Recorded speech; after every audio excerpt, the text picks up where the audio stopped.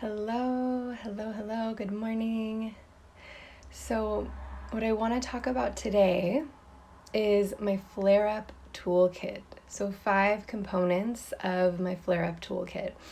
And this is coming up for me as I was speaking to a couple people who had more recently been dealing with flare-ups of symptoms of autoimmunity due largely in part to stress when we kind of look back. So for me, when I first started out dealing with autoimmunity or having a diagnosis of autoimmune disease, I kind of thought, oh, well, once I sort things out and once I, get my health to a place where it needs to be, then I won't have any flare-ups. Like, it's a very linear, it's like, okay, I have a diagnosis, I take the medication or do what I need to do, and then I'm moving on, done, right? Because that's how I had experienced illness or symptoms in the past. When dealing with autoimmunity, and as I was going along this, I would feel fine and I would improve, and then I might get a flare or I might have a bad day. And for me, a flare was like giant spike of fevers, like really, really high fevers, lots and lots of fatigue, like you've been hit by a truck fatigue, not just like, cool, take a nap, you'll be fine fatigue. And I remember thinking really early on, like, why am I having a flare? I'm doing all of these things right. This doesn't make sense.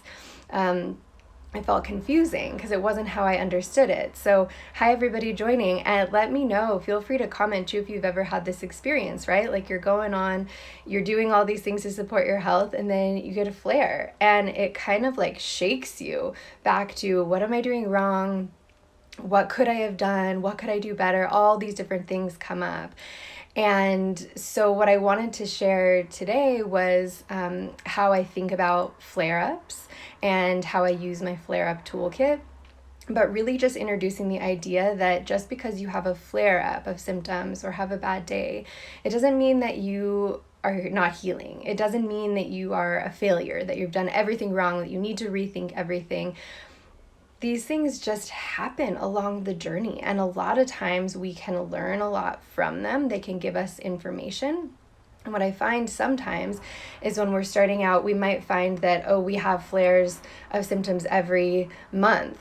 And then maybe it moves to every 2 or 3 months. And then maybe it moves even further. And in this in-between time, we're able to kind of course correct and balance our symptoms a little bit more as we continue to learn about our bodies and our health and what our bodies need. So I just really want to highlight that, like, when you're starting out on this journey, or even if you've been on it for a long time and you have a flare, it doesn't mean that you've done anything wrong. It just is part of this kind of up and down journey, and we can see if we can get some information with it. From it. And as we're moving through, if you're in the middle of a flare or moving through a flare, having this idea of a toolkit can be really grounding and helpful. So I'm going to share 5 things that I think about. The first one is breathing in and breathing out. Just pausing for a second. Whenever we have a recurrence of symptoms, it can rush us back to that first time ever or the worst time ever that we had symptoms or that we felt poorly. So our brain can kind of, even if it's just a small little tinge of, like, for me, it would be like chills or a fever or something.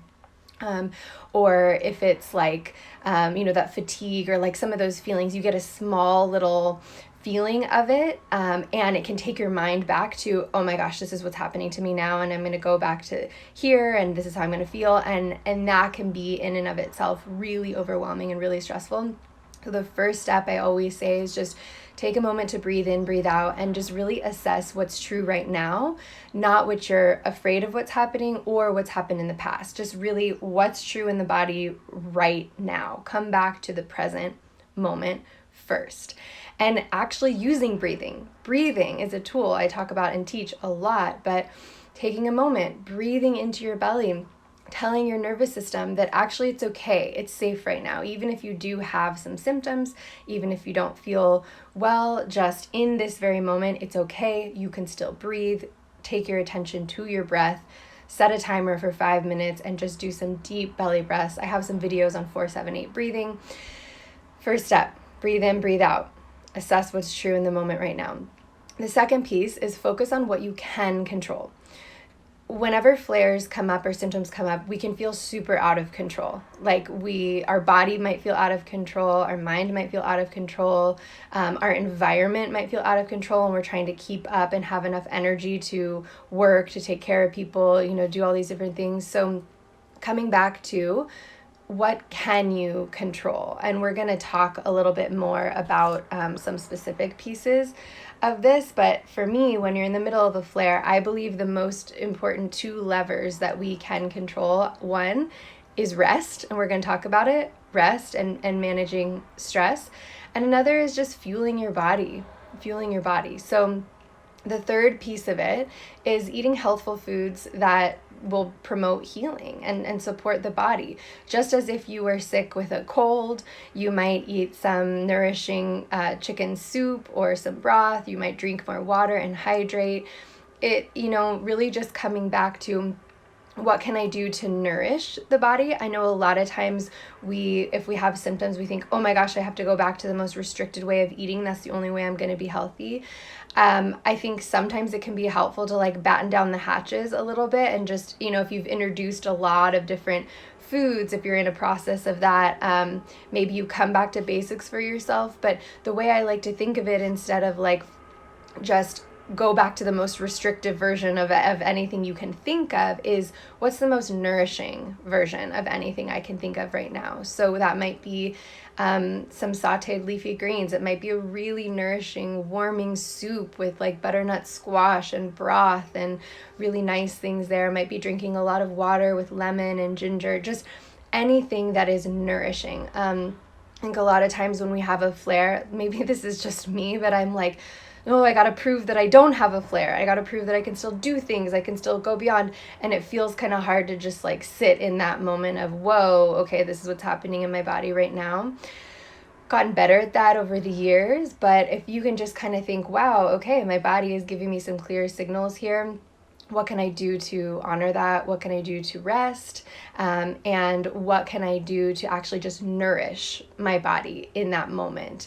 So eating healthful foods that promote healing, nourishment is one of the most important pieces. The fourth piece of the flare-up toolkit is sleep and rest. So when our bodies are working through a flare, they're expending tons of energy. Our immune system is churning through nutrients. Like we're working, we're using a lot of energy. And so rest, I always say rest more than you think you need, especially if your body is in a flare and in an inflamed state. This doesn't mean that you have to sleep all day, or you have to sleep a lot more, but it can really just mean resting, and resting more than you think you need. I'm just going to throw that phrase out there.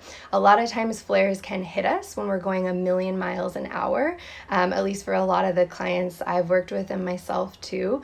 So sometimes it forces us into this place of having to kind of sit still for a moment, having to check in on where we might be overextending ourselves, and just knowing that it is okay to rest more than you think you need when you're in the middle of a flare.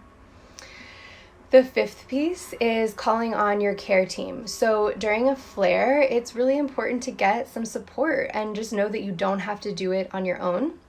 So it doesn't have to look like, a giant care team or anything, but a lot of times we might think, oh gosh, I'm the only one experiencing this, or this is all just me, or no one else understands what I'm going through, which people in your immediate environment might not, that might really be the case too. So finding people or practitioners that you can call on as part of your care and support team who can just kind of help you move through this process.